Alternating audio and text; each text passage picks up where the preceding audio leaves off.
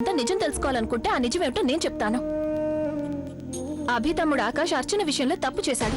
అతను అర్చనని మోసం చేశాడు. ప్రేమున్నట్టు నటించి గుళ్ళో దొంగ పెళ్లి చేసుకున్నాడు. అయినా మీకు అర్చన ఆవేదన కనిపించడం లేదు. తన అభిప్రాయం గురించి నలుగురికి చెప్పడం లేదు.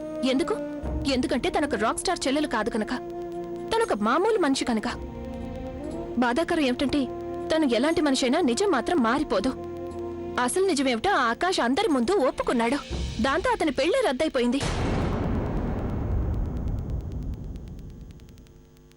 మంచి కుటుంబంలో పుట్టిన ఏ ఆడపిల్లైనా ఇలాంటి వాళ్ళని పెళ్లి చేసుకోదు. అసలు నిజమేమిటో నేను మీ అందరికీ చెప్పాను.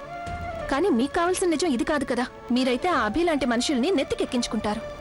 మీకు తెలియాల్సిందేమిటంటే దేవుడిగా ఒప్పుకునే ఆ వ్యక్తి అసలు మంచివాడే కాదు. అతనికి సురేష్ నిజం చెప్పిన తర్వాత కూడా సురేష్ కి తోడుగా నిలబడ్డానికి బదులు అతను నిజాన్ని కప్పిపుచ్చాడు. రిపోర్ట్స్ మార్చేసి నకిలీ రిపోర్ట్స్ తయారు చేయించాడు. అతని కుటుంబ సభ్యులు మా ఇంటికే వచ్చి మమ్మల్ని అందరి ముందు అవమానం పాలు చేశారు. వాళ్ళు మా పరువు ప్రతిష్టల్ని నిలదీయచ్చు. కానీ అలాంటి వాళ్ళని మీరు ప్రశ్నలు అడగరు. వాళ్ళు కొంచెమైనా ఆత్మ పరిశీలన చేసుకోవాలి. ఏదబద్ధమో తెలుస్తుంది. కానీ అలాంటి వాళ్ళు ఎప్పుడూ అబద్ధాలే చెప్తూ ఉంటారు. సురేష్ అబద్ధాన్ని ఎదిరిస్తూ మాట్లాడితే చివరికి తనకేం దక్కింది? మెడపట్టి ఇంట్లో నుంచి బయటికి గెంటేసి ఎంత దారుణంగా కొట్టారతన్ని. మా కాలేజ్ లో కాన్సర్ట్ ఇవ్వనని ప్రిన్సిపల్ ని బెదిరించి మమ్మల్ని ఉద్యోగాల్లోంచి తీయించేశారు. కానీ అలాంటి వాళ్ళని మీరు రాక్ స్టార్స్ అని, ఐడల్స్ అని చెప్పుకుంటున్నారు. మీరు నాకంటే ఎక్కువ తెలివైన వాళ్ళు. కానీ మీ కళ్ళని అభిలోని తళుకు బెళుకులు మూసివేసేశాయి. మీరు ఆ కళ్ల ముందున్న అభి అనే తెరని తొలగించి చూడండి. అప్పుడు నిజం తెలుస్తుంది. అసలు అతని పాటలు ఎంత చౌకబారో. పాటల్లో ప్రేమ వలుకుబోస్తూ నిజమైన ప్రేమని కాదన్నాడు. అతనికి నిజంగానే ప్రేమంటే తెలుసుంటే అతని తమ్ముడు ఆకాష్ చేసిన తప్పుల్ని కప్పిపుచ్చేవాడే కాదు. అర్చనని సమర్థించేవాడు, అర్చన బాధని అర్థం చేసుకునేవాడు. కానీ అతనేం చేశాడు? అతను నిజాన్ని కప్పిపుచ్చడానికి ప్రయత్నించాడు. ఇలాంటి సంగతులు విన్నప్పుడు మనం అనుకుంటాం మన విషయంలో అసలు ఇలా జరగదు అని. కానీ మీరలా అపోహపడకండి. మనలో ఎవరికైనా అలా జరగచ్చు. మీ చెల్లెలికి జరగచ్చు, లేదా కూతురికి జరగచ్చు.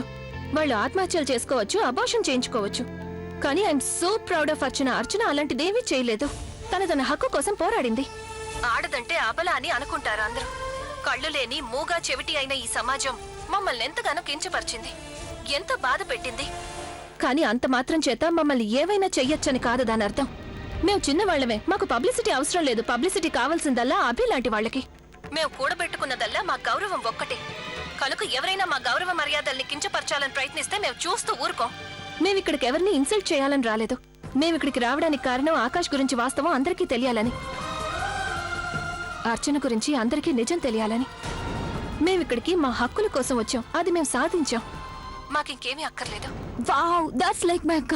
మా అక్కలో ఇంత ధైర్యం ఉందని నేను ఎప్పుడూ అనుకోలేదు. I'm so proud of her. నేను చెప్పానుగా మాధవి గారు, అన్నీ చక్కబడిపోతాయని. ఇప్పుడు ప్రజ్ఞ అన్ని చక్కదిద్దేసింది. అవును వదిలి గారు, ఇదంతా ప్రజ్ఞ వల్లే జరిగింది. తనలో ఉన్న ధైర్యం వల్లనే మేం కోల్పోయిన మా గౌరవం తిరిగి మాకు దక్కింది. ఈ వీధిలో ఎవడైనా ఇంకెలా నోరు విప్పుతాడో నేను చూస్తాను. వాగిన ప్రతివాడి నోరు నొక్కేస్తాను.